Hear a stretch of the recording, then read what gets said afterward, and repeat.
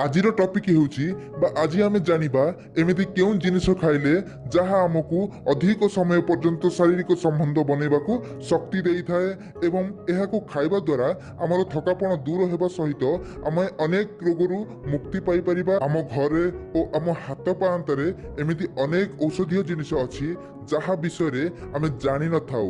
जदि से सब जानिबाकु चाहन्छ तबे वीडियो को शेष जाए देखो आ वीडियो को गोटे लाइक करो काहेकि ना तमर से गोटे लाइक मते बहुत शक्ति देई थाए। आ चैनल रे नुआ आसीथिले एबे ही सब्सक्राइब करो ताले वीडियो को स्टार्ट करिबा।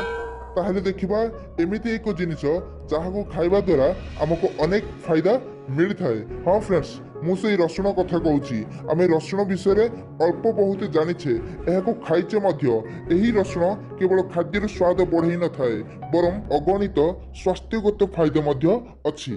रसुण रे vitamin A, vitamin B, vitamin B6, vitamin C, manganese, calcium, copper, phosphorus और सल्फ्यूरिक एसिड भली अनेक पोषक तत्व भरपूर मात्रा रे रही थाए।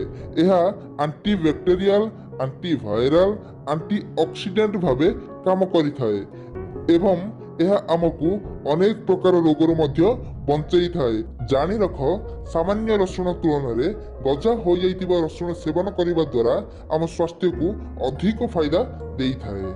तमे सब देखिथिबो अनेक लोक रसुण गजा होई गले खराब हो जाइछि बोली फिंगी दियंती। विशेषज्ञ कहिबा मतरे एभली करिबा अनुचित।